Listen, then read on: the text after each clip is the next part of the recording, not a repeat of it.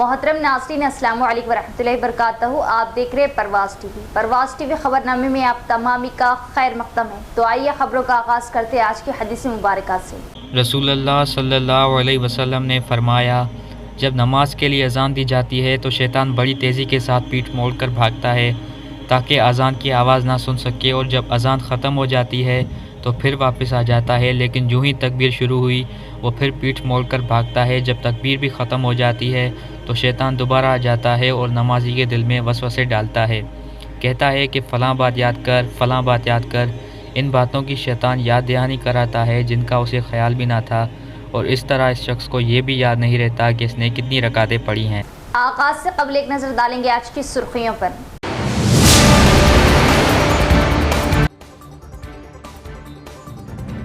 वक़ूफ़े अरफा के लिए लाखों आज़मीन मैदान अरफात में, सारा दिन मैदान अरफात में इबादत व दुआएं, रूह परवर समा।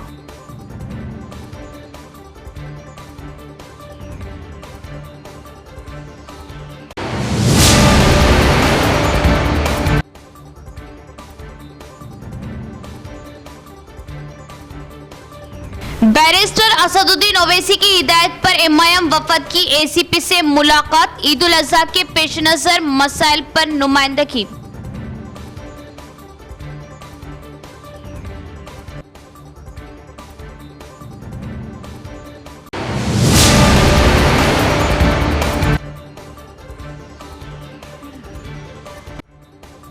गुज़िश्ता 42 हुकूमत के दौर में बिजली के इस्तेमाल में घोटाला, केसीआर के दौरे हुकूमत में संगीन बदउनवानी, तेलंगाना में खर्चों का ढेर, एमएलसी महेश कुमार गौड़।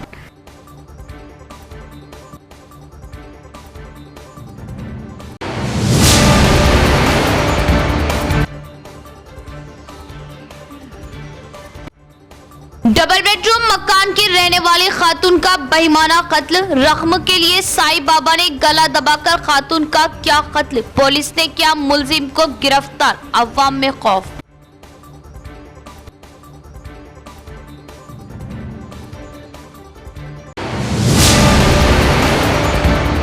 अब खबरें तफसील से। हज के रुकने आज़म वक़ूफ़े अरफा के लिए लाखों आज़मीन मैदान अरफात में जमा।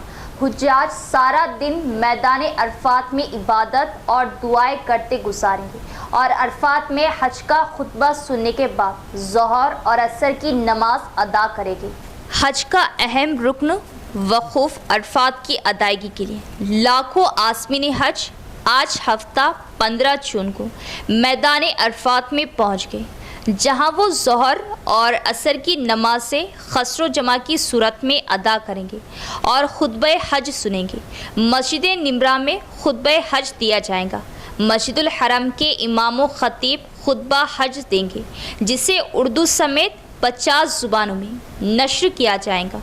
हुज्जाज सारा दिन मैदान अरफात में इबादत और दुआएं करते गुजारेंगे। अरफात में हज का खुतबा सुनने के बाद ज़ोहर और असर की नमाज मिलाकर अदा की जाएंगी। मगरिब से क़ब्ल हुज्जाज इकराम मुज़दलिफ़ा की तरफ रवाना होंगे और वहां मगरिब और इशा की नमाज इकट्ठी पढ़ेंगे। मुज़दलिफ़ा में हुज्जाज इकराम रमी जमरात के लिए कंकरियाँ इकट्ठी करेंगे।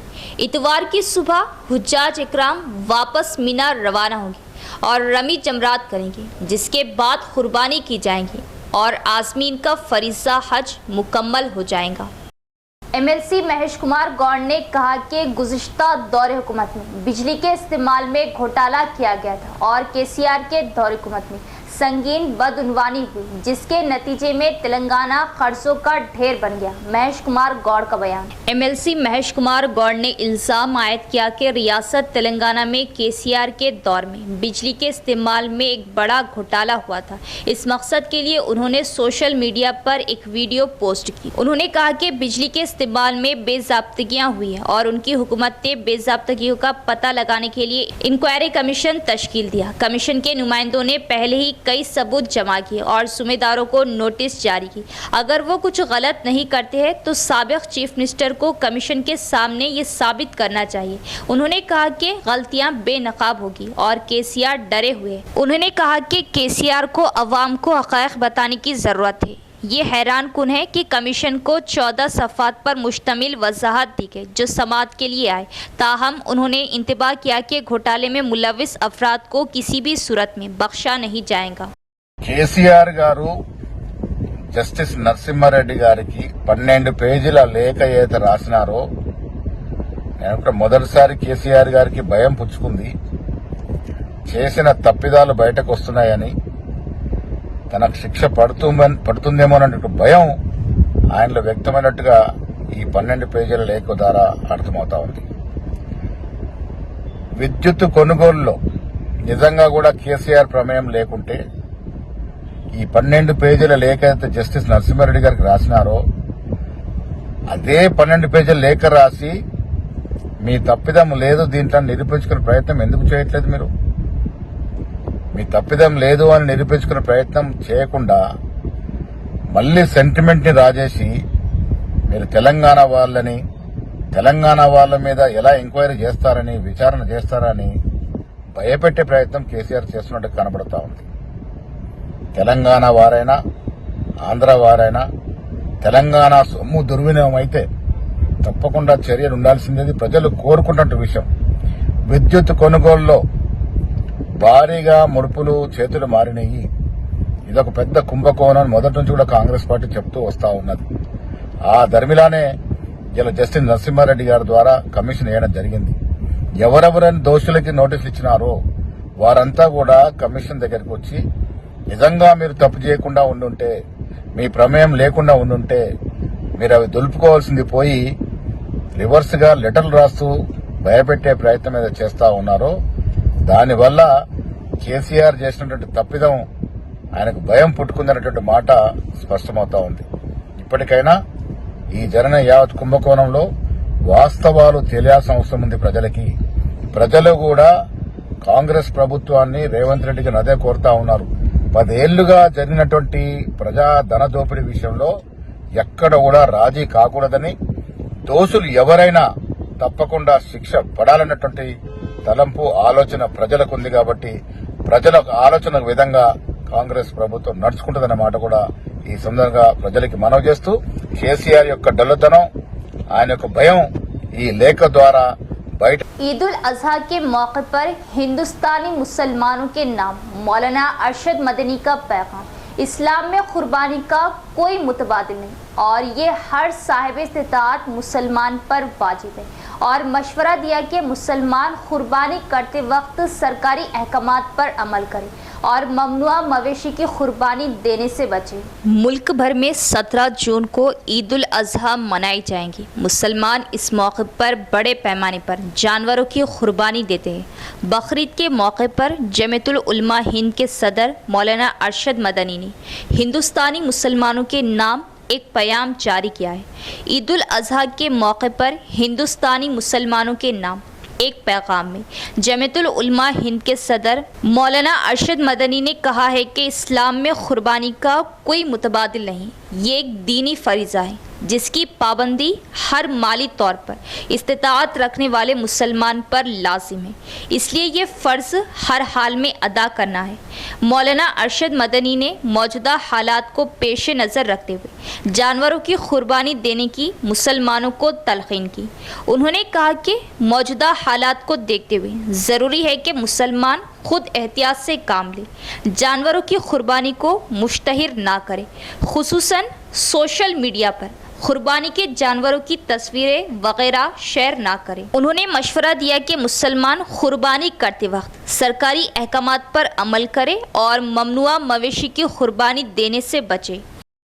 इस्लाम में कुर्बानी का कोई मुतबादिल नहीं, ये हर साहिब इस्तिताअत मुसलमान पर वाजिब है। ईद उल अजहा के मौके पर कुर्बानी के वक्त साफ सफाई का ख्याल रखें और जानवरों की तस्वीर सोशल मीडिया पर शेयर ना करें। जमीयतुल उलमा हिंद आरमूर की मुसलमानों से अपील। जमीयतुल उलमा हिंद आरमूर की जानिब से ईद उल अजहा और कुर्बानी के मुतालिक आरमोर, पिरकेट व मामड़पल्ली से ये अपील की जाती है कि ईद उल अजहा के मौके पर कुर्बानी करते वक्त सरकारी रहनुमायाना खतूत की सख्ती के साथ पासदारी करें और ज़ुबाह किए गए जानवरों की तस्वीर सोशल मीडिया पर शेयर ना करें। ईद उल अजहा पीर के दिन मनाई जाएंगी।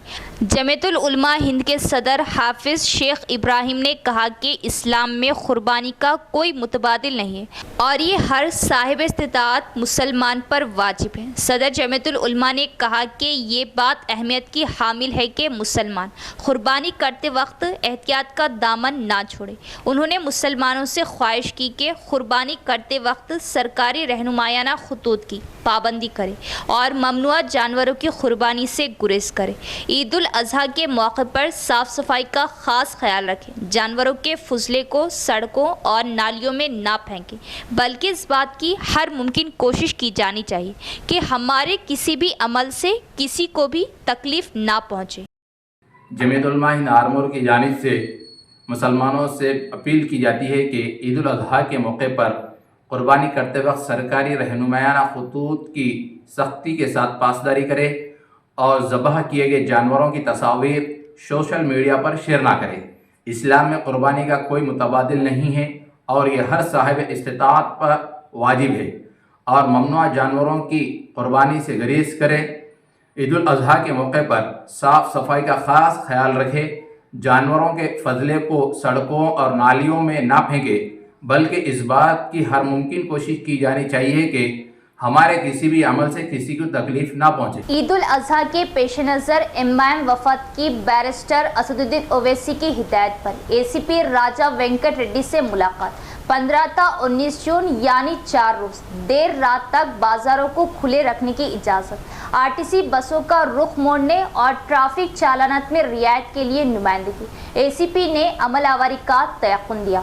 बैरिस्टर असदुद्दीन ओवैसी की हिदायत पर आज इमाम के एक वफद ने डिप्टी मेयर इदरीस खान, इमाम ज़िला सदर शकील अहमद फाजिल की क़ियादत में एसीपी राजा वेंकट रेड्डी से उनके चैम्बर में मुलाकात की और ईद उल अजहा के पेश नज़र नुमाइंदगी की। इमाम के वफद में कॉरपोरेटर, कॉर्पोरेशन मेंबर और कायदीन शामिल थे। ने बताया कि 17 जून को ईद उल अजहा मनाई जाएंगी। ईद उल अजहा के पेश नज़र बाज़ारों में गहमा गहमी है, लिहाजा 15 ता 19 जून यानी 4 रोज़ के लिए बाज़ारों में देर रात तक कारोबार करने की इजाज़त दी जाए ताकि दूसरे मुकामात से आने वाले ख़रीदारों को आसानी हो। इसी तरह बाज़ारों में कुर्बानी के जानवर, घास और चारे की फ़रोख्त तेज़ है, जिसके लिए बोधन रोड और खिला रोड पर घास फ़रोख्त की जा रही है। इसी वजह आरटीसी बसों का रुख मोड़ते हुए खिला रोड के बजाय नेहरू पार्क से बसें चलाने की ख्वाहिश का इजहार किया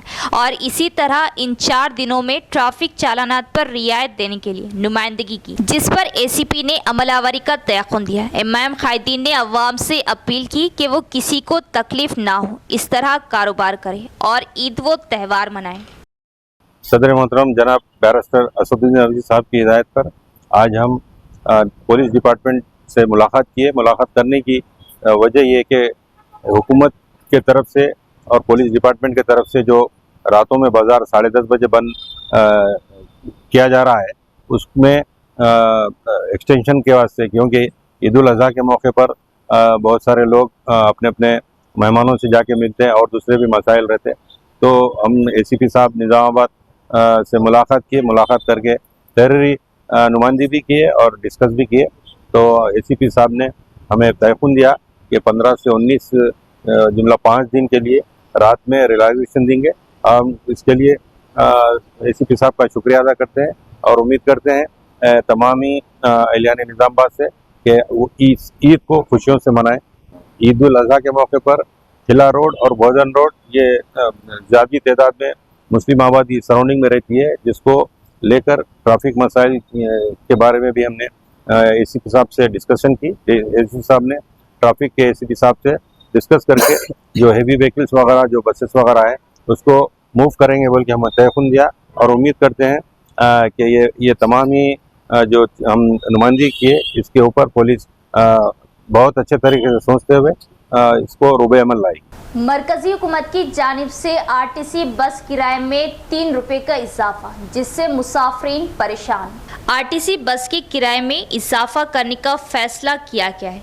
एक्सप्रेस बस में 10 रुपये से बढ़ाकर 13 रुपये कर दिया गया। डिलक्स, लग्जरी, राजधानी, गरोड़ा, विजरा बस में 13 रुपये से इजाफा करते हुए 16 रुपये कर दिया गया। गरोड़ा प्लस में 14 रुपये से बढ़ाकर 17 रुपये कर दिया गया।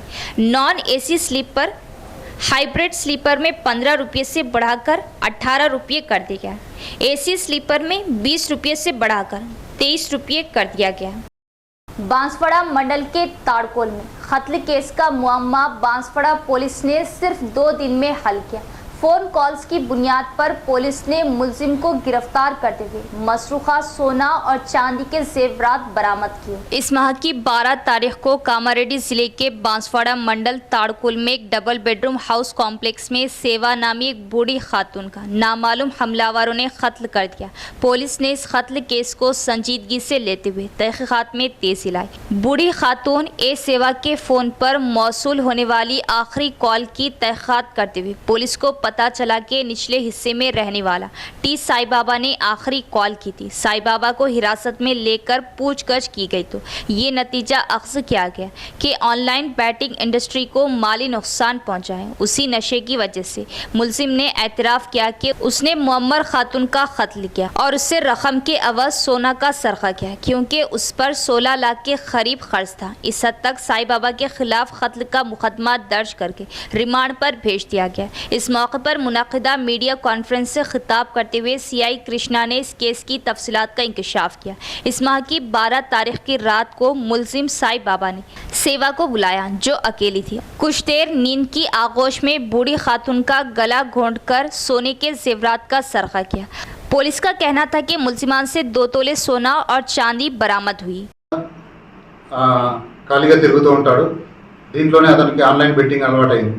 ఈ ఆన్లైన్ బెట్టింగ్లో అతను ఒక 3 ఏళ్ళ నుంచి ఆడుతూ 16 లక్షల వరకు నష్టపోయిండు। చాలామంది దగ్గర అప్పులు కూడా చేయడం జరిగింది। ఈ అప్పులు తీర్చలేక, అప్పుల వాళ్ళ బాధ తట్టుకోలేక ఒకదాని తర్వాత ఒకటి తప్పులు చేయడం జరుగుతుంది। ఒకటే ఉంటుంది, ఈమె చంపినా ఎవరు అడిగే వాళ్ళు ఉండరు కాబట్టి ఈమె దగ్గరికి 20,000 కూడా తీసుకున్నాను। ఆమె చంపితే ఆ 20,000 కట్టిన అవసరం లేదు, ఆమె దగ్గర ఉన్న బంగారు నగలు కూడా తీసుకొని నేను నాకు అప్పులు కొంత తీర్చుకోవచ్చు అనే ఉద్దేశంతోన అతను ప్రీ ప్లాన్గా ఉండి ఆమె ఇంట్లోకి వెళ్ళి పడుకున్న తర్వాత ఒక లేట్ నైట్ వరకు కూడా అతను ఇంటి ముందే తిరగడం జరిగింది।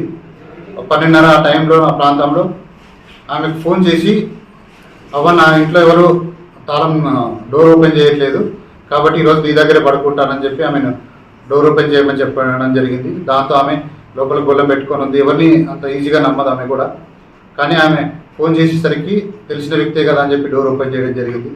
దాంతో ఈ నిందితుడు ఎవరైతే ఉన్నారో సాయిబాబా ఇంట్లోకి వెళ్ళడం జరిగింది। ఆమెతో పాటు ఇంకో పక్కన ఫస్ట్ తన పొట్ట పైన పొడవడం జరిగింది। ఆమె గట్టిగా అరిచేసరికి తన మూతిపై తన చేయి పెట్టేసి గొంతుని కట్ చేయడం జరిగింది।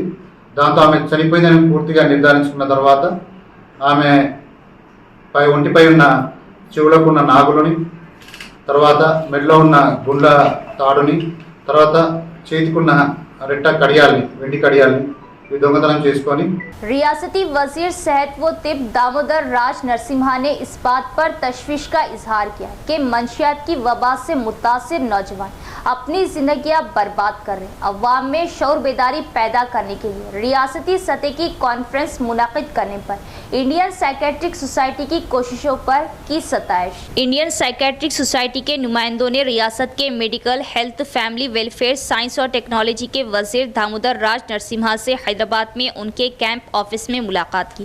निजामाबाद शहर में इंडियन साइकेट्रिक सोसाइटी के रियासती शाख के जरिए 22 से 23 जून तक नशे की नफ्सियात पर एक रियासती सतह का सेमिनार मुनक़िद किया जाएगा।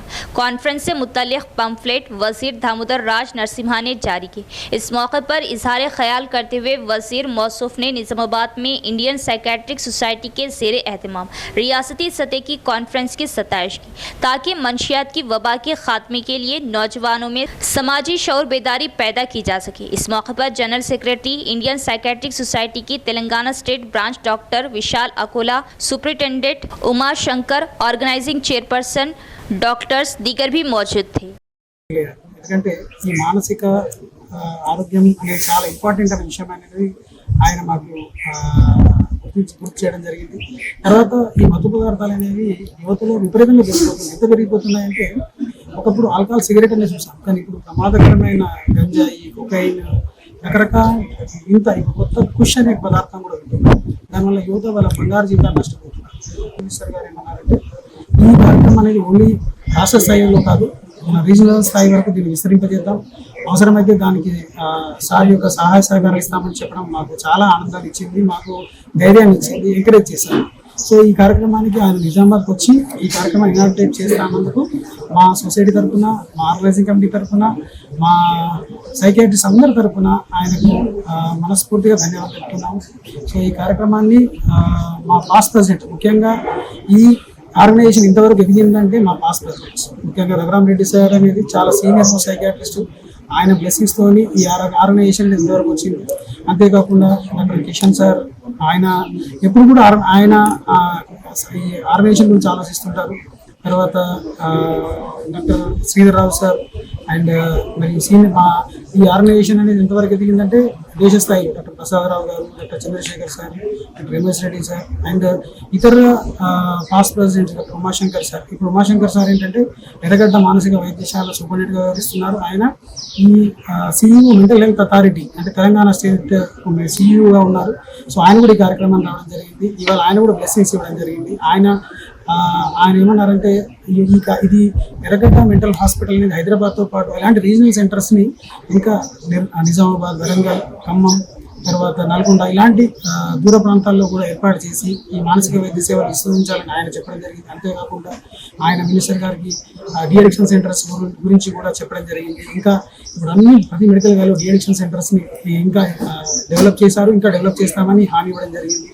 తర్వాత अंतेकाकुंडा अदर पास्ट प्रेसिडेंट नवीपेट बकरियों का बाजार रियासत में मशहूर है। बकरीद के मौके पर भेड़ बकरियों की कीमतों में इजाफा, एक ही दिन में तकरीबन 1.5 करोड़ से जायद की ट्रांजैक्शन रिकॉर्ड सतह पर हुई।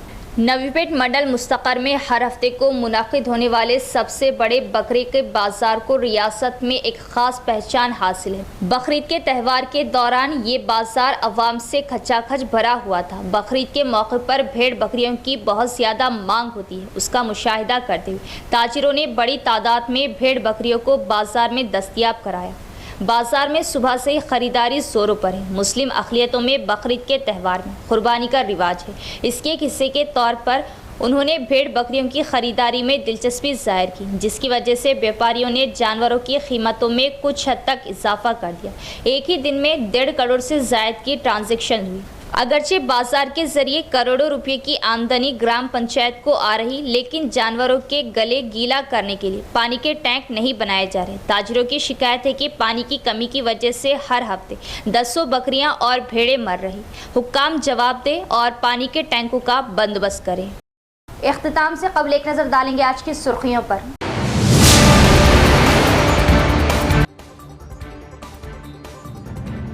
वकूफ़े अरफा के लिए लाखों आज़मीन मैदान अरफात में सारा दिन मैदान अरफात में इबादत व दुआएं, रूह परवर समा।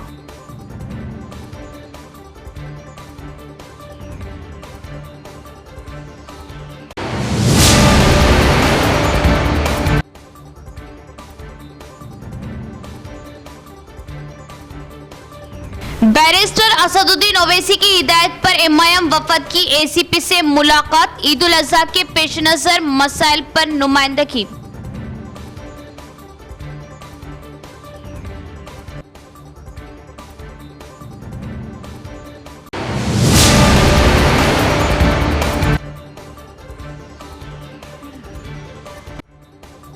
गुज़िश्ता बीआरएस हुकूमत के दौर में बिजली के इस्तेमाल में घोटाला, केसीआर के दौरे हुकूमत में संगीन बदउनवानी, तेलंगाना में खर्चों का ढेर, एमएलसी महेश कुमार कौर।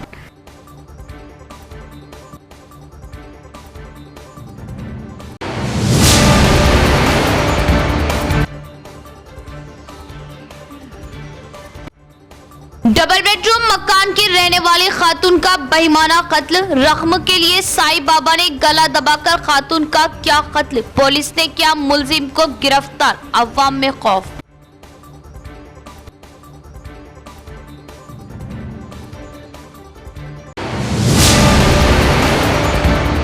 तो ये थी खबरों की तफसील। इंशाअल्लाह मज़ीद खबरों के साथ भी मुलाकात होगी। तब तक देखते रहे परवाज़ टीवी। अब दे इजाज़त, अल्लाह हाफिज़।